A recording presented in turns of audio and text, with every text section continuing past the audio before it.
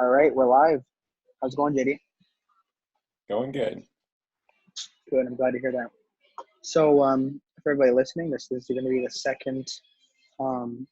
second round of us doing a recap on Praxis on a Praxis module. This month we'll be doing review on module 2, building a second brain, which is completely new. So I think I'm kind of excited about this because we're the first ones really to formally, I guess, give our 2 cents on the module. So why don't you start us off, JD?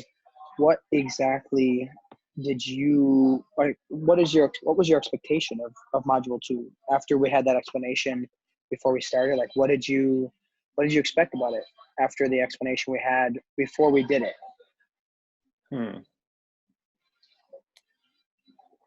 I didn't really expect much because I didn't really understand what they meant. Yeah, it was so new. They kind of rushed into it. I remember they had us do some kind of exercise where they're like, "Oh, what do you think building a second brain is?" And how am I supposed to know? Yeah, it was kind of difficult. I'm trying to recall that. I should pull up the outline quick here. I do remember though. I was kind of like, "Well, this sounds like an interesting idea," but at the same time, I was just super excited in general because I was like, "Oh, this is awesome! We get to do a completely new module. We're the first ones." So that's mainly the only thing I was thinking about, to be honest. Let's see here. So it shows just kind of going to recap through it. I mean, it was pretty much the same thing every month or every week of the module, with the exception of the last week. We had to do an interview each week on one of the 4 main business roles. So marketing, operations, customer service, and sales. There was no particular order we had to do them in. We just had to find somebody to interview, then summarize our interview with them in a blog post.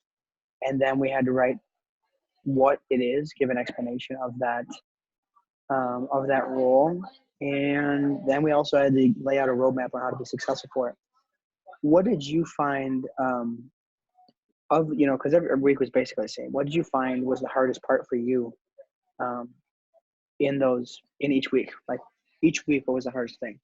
Okay, so week 1, the hardest thing was probably the realization that I probably should have stayed within the Praxis network, because I was trying to feel special and reach out to people on Twitter and Reddit or LinkedIn or whatever, but I didn't exactly know or have to it was just cold messaging them essentially, and it didn't work out too well. And 3 days in, I'd get 1 or 2 responses, and I was like, "Oh no, JDaniel, you messed up."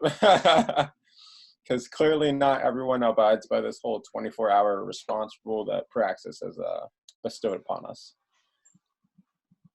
Yeah, I think a lot of people, it seemed, had that issue at the beginning. I was lucky because I started out with I was actually a couple days late getting into it because I had just gotten back from Labor Day, and I got lucky. I sent 2 messages, or 1 message to one of my buddies, and he didn't quite respond within 24 hours, but it was just after that.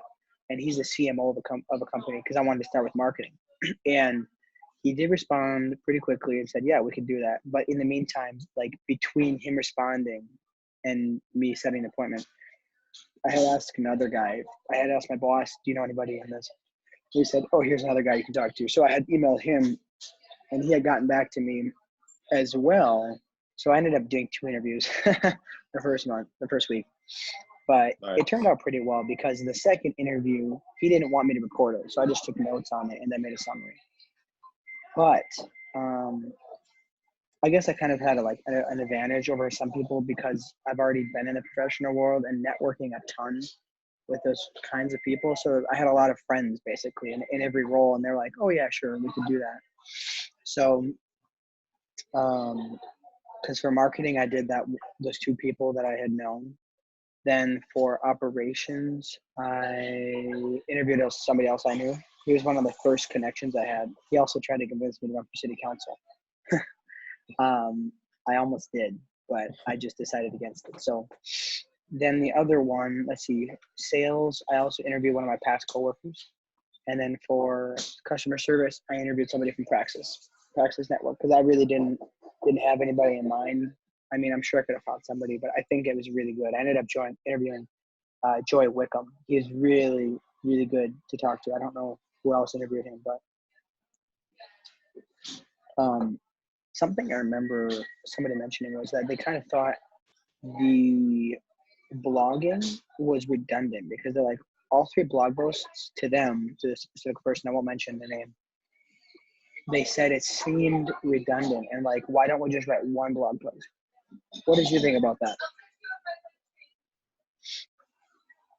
I'm not sure I understand. Like, I don't see how it's redundant. I mean, like, I use the same titles over and over again, and I just like swapped out the role. So I guess you'd see how that's redundant. But they thought that they were redundant within the 3, like within each week. They thought that, you know, having a description and a roadmap and a summary of the interview, like they thought those were all kind of so similar that why don't we just have one?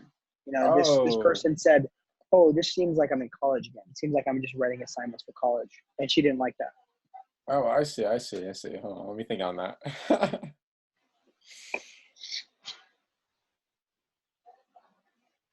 Yeah, that does make sense. I would agree with that. Like, you could put it into 1, or you could like break it into 3. See, I guess to me, I didn't have any problems with it. I mean, I struggled with having enough time because I was super busy with traveling, but I didn't have any problem with it because it was, to me, a good opportunity to formalize each thing. Okay, so like defining what is it, like why is it, not only what is it, but why is it, and why is it important? And then also going and then saying, okay, I know, you know, I can tell you, here's the main tips you need to be successful in it. And regarding that, I actually thought it was interesting that most of my roadmap to success in those roles ended with me giving like super general advice, because I was like, well, these are basic things that you need in no matter what you are in. There are some things that I was really specific for, but I felt that every tip I gave I could have written the same exact blog post and just changed out the words for all 4 roles. Yeah, I see that. I kind of did that, but like with communication, like communication was a skill that I put in all of them, because it seems pretty universal. Yeah, they were pretty similar, I guess. I guess I didn't realize that. It really depends, I feel like, on who you interviewed, because like everybody I interviewed kept saying that some of the most important thing you can have in any role, and I always asked an extra question at the end of it. I always ask, what's your most valuable piece of advice to give to young people? I always ask them that, and they almost unanimously said very similar things, which was the ability to communicate with people, like go out and learn how to talk to people.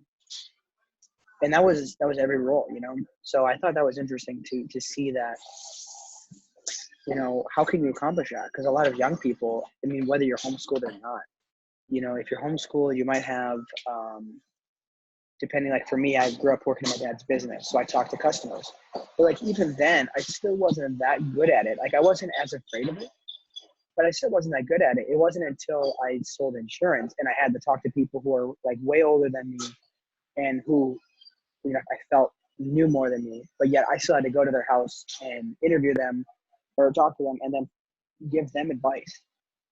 So I don't know how you felt about that, but to me, like that's the reason I got that skill. And then, you know, then people make the argument, oh, public schoolers can only talk to, or they're really sociable because they have all these friends around. But I also see that that's not necessarily true. They can talk to people their age, but they don't know how to talk to people older than them. Yeah, that's true. I think that's Not true with always. me. Yeah, that's true with me. But I also went to like a coding boot camp, and I basically lived with people that were like between like 20 and like 30. So I got along with them. So I don't know how I managed, but it worked out.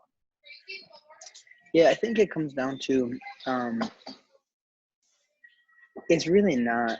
It doesn't come down to the schooling. It comes down to who your parents are and what your life experiences are. Because like I know people who are homeschoolers who are absolutely terrible at being socially. I don't know. They're just really awkward socially. I don't know how to say the other way of it.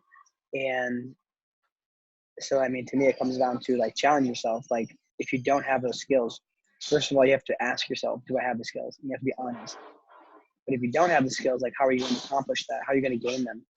And to me, like, obviously, I'm partial to the idea of having a sales job because that's what helps me to do it.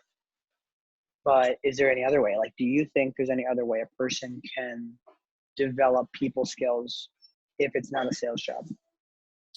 So this is actually something that I've been asking myself like this entire time because I was like, I think I like told Praxis in like one of the questionnaires, I was like, yeah, I got communication skills, sure.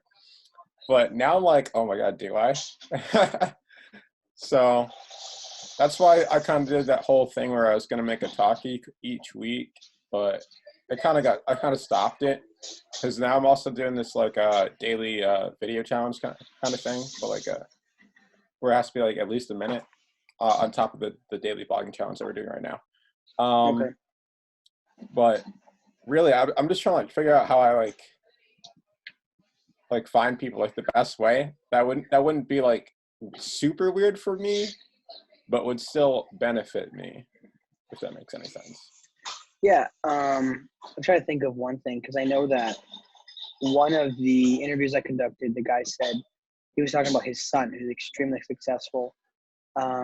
He works for a Fortune 500 company as, I believe, as one of the managers, kind of like in the sales side of things. And he said that he believes that his son, I think his name is Jacob, his son got good at doing that because during college, he was obviously super observant, but he worked a lot of restaurant jobs. So like he would pay attention to the conversations they were having, and then he would also learn how to talk to everybody. Because I guess the town he was in had a lot of higher wealth people coming into that restaurant, so he got good at it that way. So like that's a way. That's not really sales. I mean, sort of like obviously my managers when I worked at a restaurant told me to upsell items, but it's not like you get rewarded specifically for that. I mean, sort of. I guess you get a higher tip, but you don't get a commission on it or anything. So I don't know. I guess it all comes down to the fact that you have to practice to get better at something. Yeah.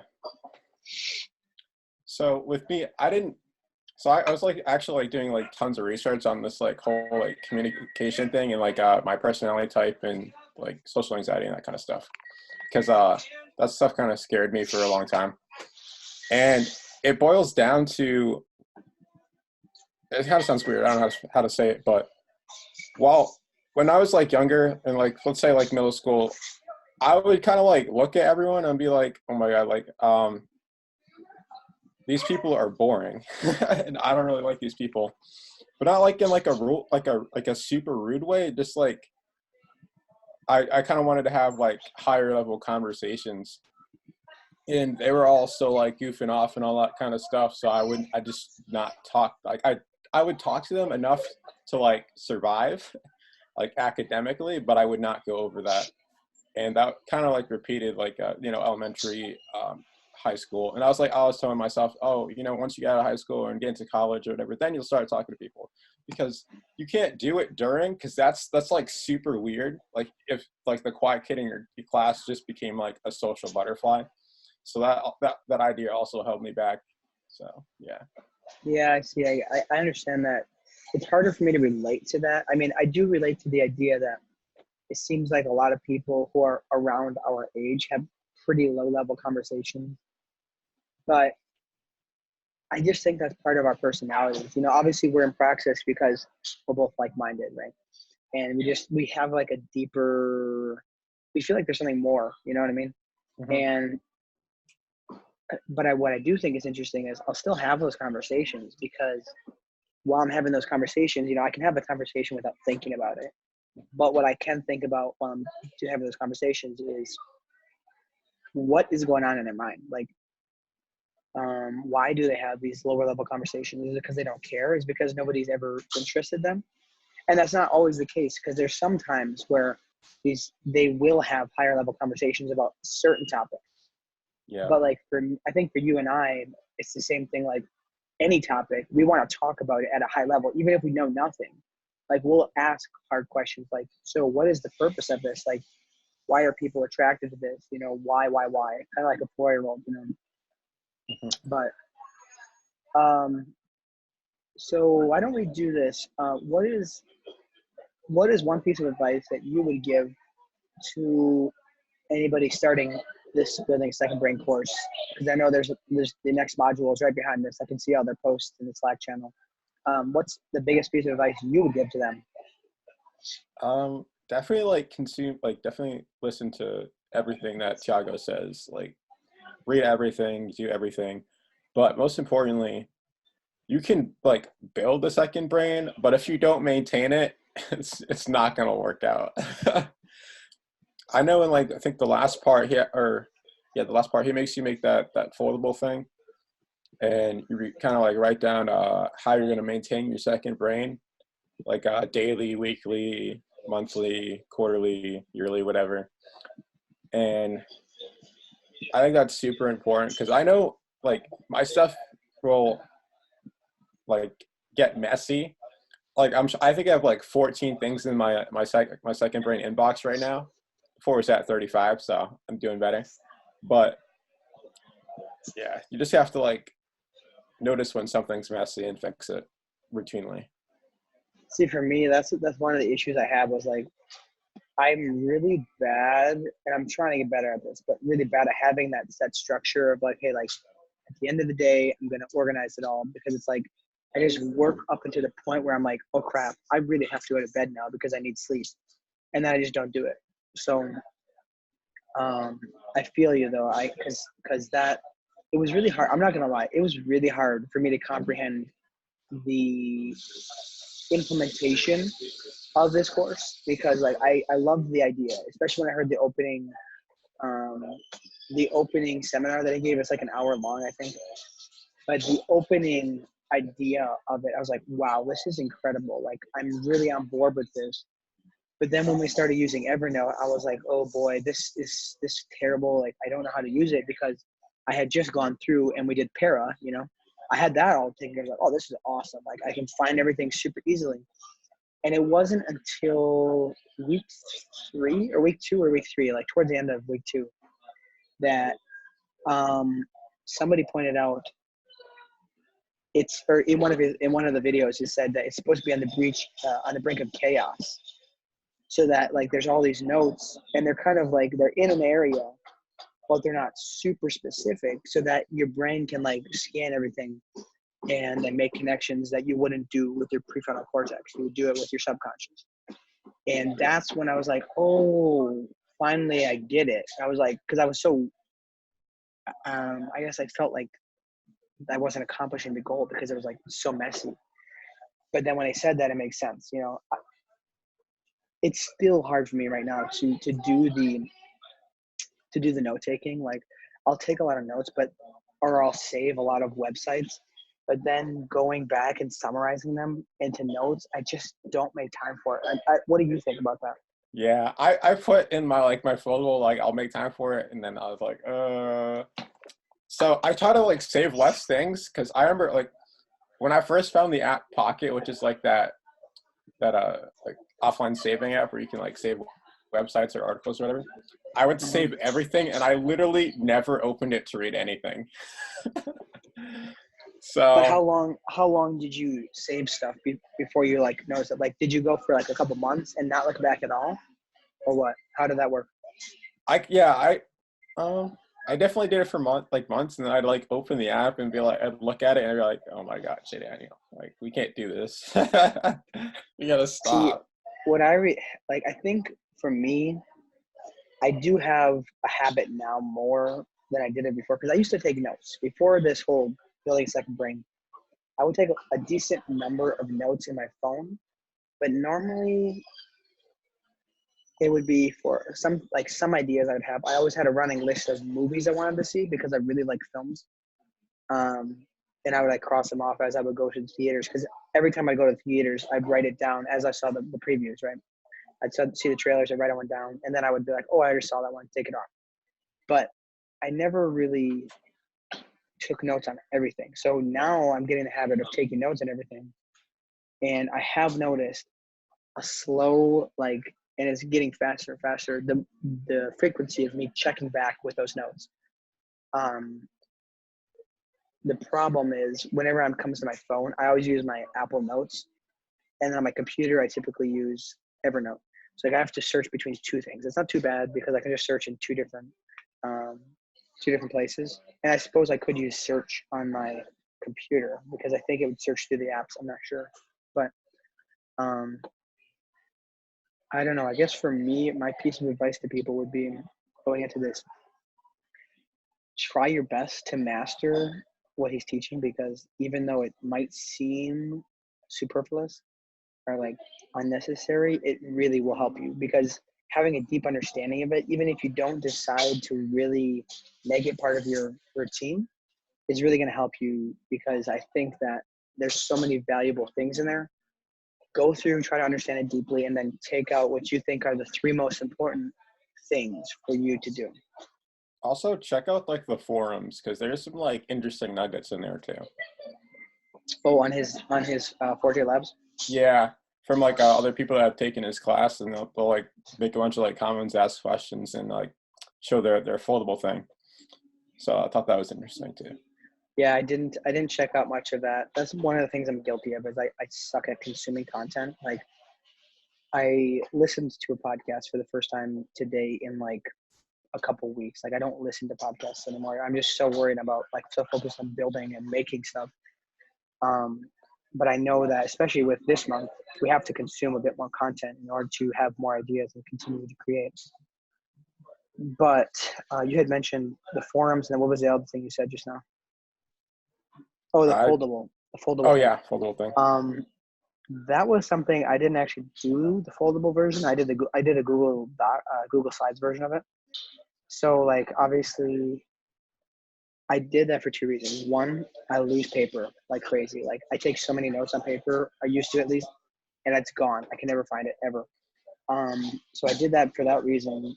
But the other problem I face now is that I have to make time to go and open it, because what I should do is maybe put it on my desktop so I can see it frequently. Oh yeah, I should update that, go check it out. But I don't know. I didn't really understand the idea of that whole Canvas thing. I didn't really get it. Yeah, it's weird. I think it's more I guess it's just seeing it in a physical entity. It's kind of like journaling, I guess, but I didn't really get it either. I did mine digitally as well. Okay.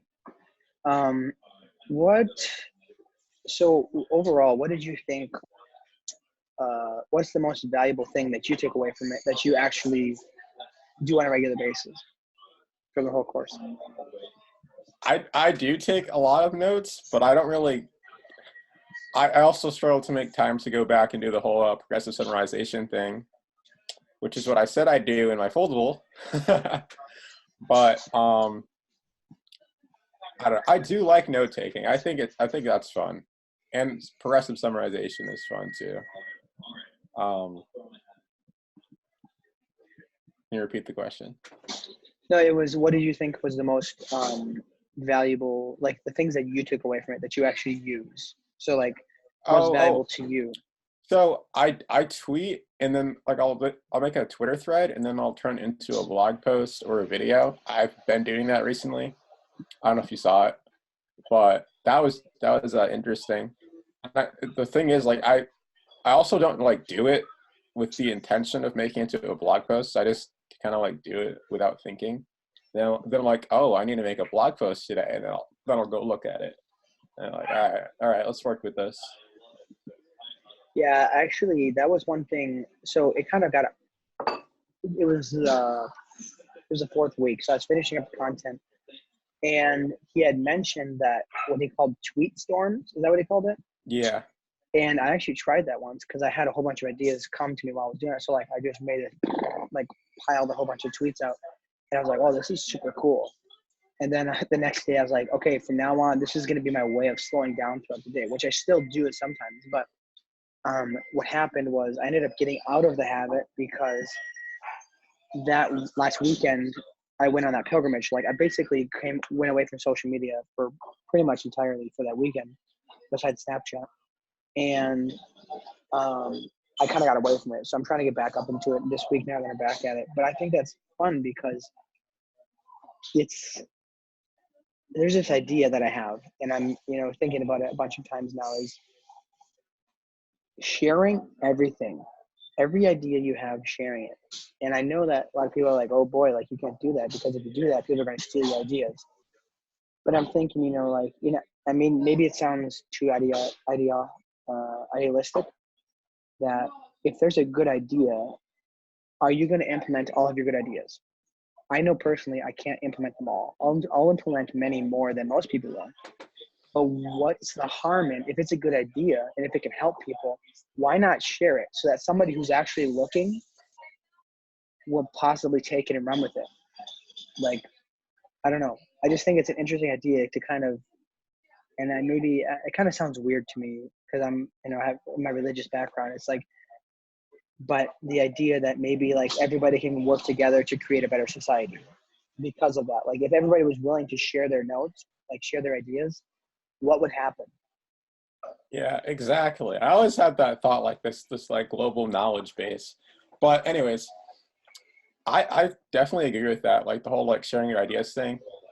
And I used to kind of be like obsessed with that maker movement thing. But I think there's like this hashtag called like it's called like product idea or something like that. And a bunch of like developers, coders, entrepreneurial minded people will like tweet out like their product ideas, and then like people will like respond and like on Twitter, and they'll tag them if it already exists, or be like, oh, or someone will come in, oh, I'm working on this, check it out. And I think that's so cool. And I also don't get people that are like super protective of their ideas. Like, I don't care if you take my idea and you make it. I do not care. If you can do it better than me, then you deserve it. Yeah, I think that's something like when I think about this idea, I struggle with it because it's like I spent time in, I guess you could say, an old industry. Insurance is pretty old, like the idea of it, and most of the people there in that industry are older. So I was like, well, I had this mindset of, we got to keep data safe and all this stuff like that. But at the same time, like we're at a point where everything is so shared. It's like, why bother with it? Like, why not change the mindset? Everything's changing already. Like that entire old mindset is going away. So why don't we, talk to people about this and have them do more of it? Yeah. I like privacy, but I also like openness, so I have to like balance the two. I think for me, something that's been helpful, and I just noticed this actually today, I thought about this, was that about 4 or 5 months ago is when I started putting a lot of stuff on Snapchat. Like I just blast Snapchat because it's so easy to make content on there. Like it's raw, nobody cares, and it's fast. Because that's for me is like I don't have time to sit and make a perfect Instagram post. Like that requires taking a nice picture and getting the right hashtags and a nice caption, all that crap. So what's been helpful I've noticed is that before, every time I'd see my friends, I'd always want to talk about, oh, the newest thing that's happening to me. Because part of it's my arrogance, but it's just part of it's our desire to share what's new with us, right? But because I've done that on Snapchat, like it's happened enough times where I've been like telling them something and they're like, oh yeah, I saw your story. And I was like, oh, whoops. So what it's done though, is it's made me tell people less things.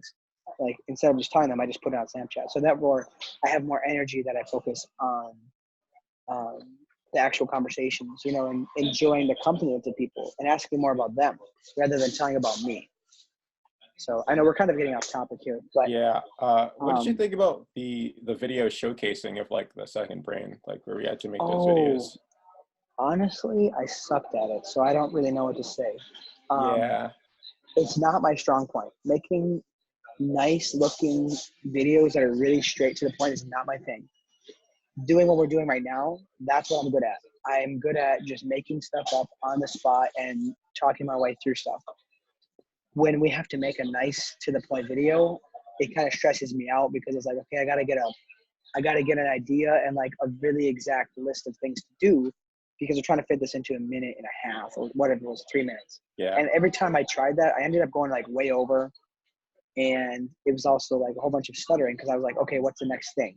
Rather than just letting my ideas come out. I do think it's important though, because like the whole Praxis idea is prove that you can do something. Like it's important, but I also think that people will understand when they see my videos because they're gonna know. Like if they do any research on me, they're gonna see these podcasts. They're gonna see stuff and they're gonna be like, oh, he's really good at talking to people. This whole presentation thing and creating like really nice, straight to the point video presentations on how to use a program. Definitely not his thing, but that's okay because that's not what I'm trying to go for. Yeah. I don't care for that. So, um, I'm what actually, what? Go ahead. I'm actually trying to get better at videos. Cause like, I don't know, instead of, I know like Gary Vee has this whole thing where like, you're supposed to like get better at what you're already good at instead of like getting better at what you're like not so good at.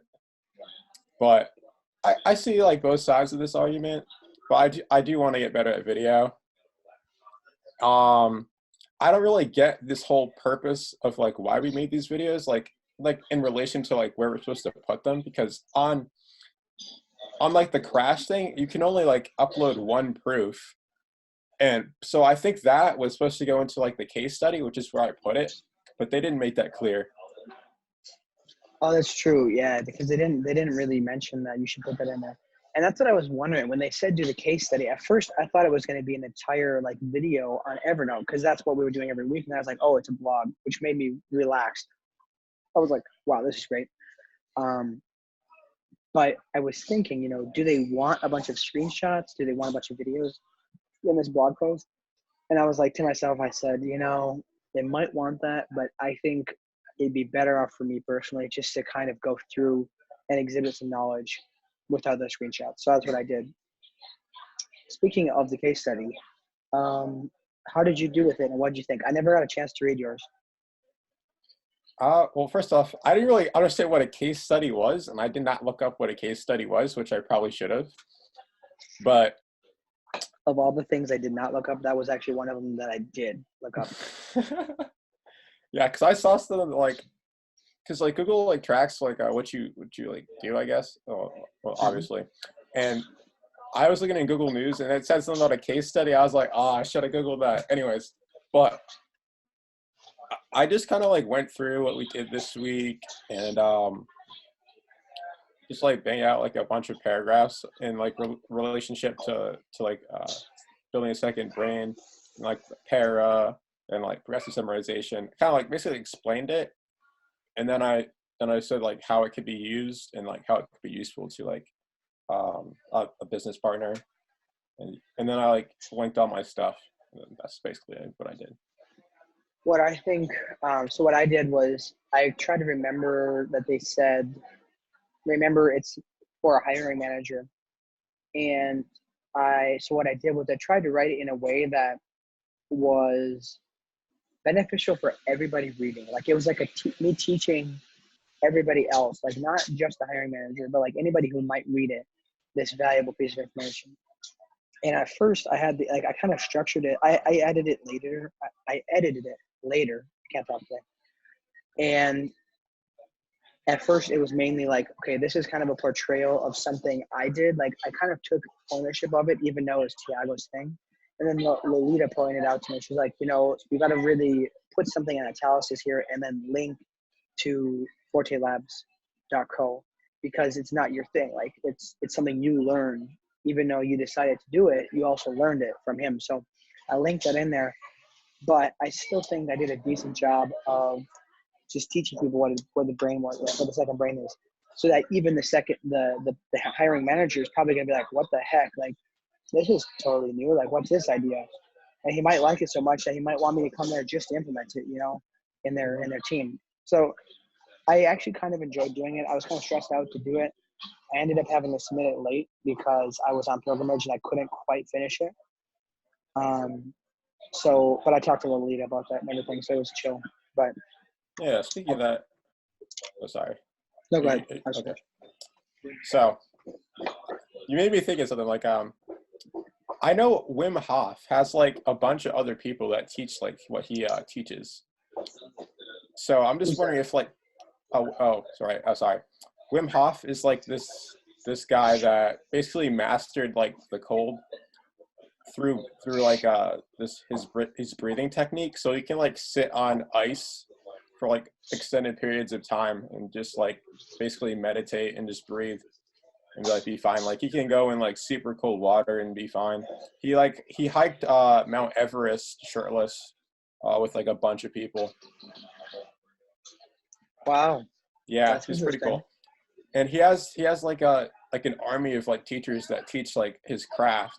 So I'm just wondering if Tiago, like, I know he has his like class, but does he have people that are like essentially certified in like his craft to teach other people, like other businesses, or is that like next on the ladder or the roadmap? Yeah, that would make sense. That's maybe something we can pitch him. I mean, to me, it's not something that I would most likely adapt it to what like my perspective of it, because I think I vary in opinion from Tiago a little bit in the implementation of it and some of the things like, and obviously also he's been talking about it for many years, so he has a deeper understanding of it than I do. But that'd be something interesting to contact him about. Kind of like Dan last night. How he was talking about just his doing things for free led to all these paid positions, and like now he's teaching. I don't know if this is his first month teaching the writing course. I don't think it is. It seems like it's pretty new though, because I know that they don't have updated videos of Isaac Morehouse, because it's like right now Isaac says it's his month. You know what I'm saying? So I don't know how new he is. I should ask Dan that. But the point is, like, Dan is essentially an extension of Isaac Morehouse now. Kind of the same thing you're talking about with Wim Hof. So, let's kind of close this out by saying, what was now. So we asked, what was your perception of it, and you said you didn't really have much expectation because you weren't sure what it was. Yeah. So what is your perception of it now that you've done it? Well, the idea of it, I definitely love, like, or at least like the level that Tiago is at, or how he can like pull up like website designs like on the spot when asked and like come up with something for people. I like that. I like the idea of being able to just do things like faster than other people. I like competitive advantages, but like right now where I'm at now, I don't think I'm really like optimizing my building a second brain performance to like the best of my ability. I need to get on that. But I really like building a second brain because it feels like a superpower in a way, like just something I can like tap into. Yeah, it is true, because I mean that's kind of what I tried to portray in my case study was, we have this technology, and most of the time people are like getting all stressed out because this technology is constantly intruding into their lives. So I think that if you couple building a second brain, the idea, with the idea of minimalism, I think I think you wrote about minimalism, didn't you? Yeah. I feel like if you couple those together, maybe in addition with a couple other ideas, kind of like I don't know exactly, but a couple of those things together could really make you extremely capable of getting things done and making the technology work for you rather than it intruding into your life. Yeah, building a second brain is kind of based on minimalism in a way, but it's also true. like it's also somewhat chaotic, but it's like the good chaotic, I guess you could say. But I think what's minimalist about it is the fact that you're trying to get as much of the things that are in like on your mind out of your mind, so you can focus on one thing in your mind at a time. Where instead of just like getting rid of everything and forgetting about it, you get rid of everything onto something else, because at some point in the future, you will be looking for that information. And then you'd be like, oh yeah, I probably have a note on that somewhere. So you go look it up. One thing that my feeling, and this might be an unpopular opinion, especially with the advisors, but I feel like building a second brain would be something that would be, should be implemented over the course of the 6-month boot camp instead of a single month. Because I think that if you started out like in pre-program, if they had to use para, and then like throughout the course they had a little bit more information, maybe a little bit more intense in the first part of it, but just work it into all the other modules, then they could feel more accomplishment about the whole project at the end of the 6 months. Because like after the end of 1 month, you've only consumed so much content. Like you can consume a lot, but you still cannot consume as much in 1 month, most likely, than you can in 6 months. Okay, so that's what my thought was. And I had somebody else in the program, I won't mention because I don't know if they wanted to mention, had the same opinion, was that I feel like it's kind of it's valuable, but it's also not something that they think an entire module should be dedicated to. But as far as valuable things, I really like project management, or just-in-time project management. I think that is interesting. And the idea of breaking up your time into small bits to do the things, because it was just congruent with all the things I've read in the past about your brain can only really focus for at most 2 hours, like hour and a half is best. So if you break it up with breaks in between, you can focus more. So then the next question that I had was, because I remember Tiago mentioning the traditional work block in that one slide. I saved a screenshot of that, where you get ready, you get your environment set, and then you like get up to your optimal work performance, right? Mm-hmm. So then I was thinking, like, the only problem with doing a little bit at a time is, do you have to set up your perfect environment every time? So how can you go really quickly back and forth between those high and low points? Does that make sense? Yeah.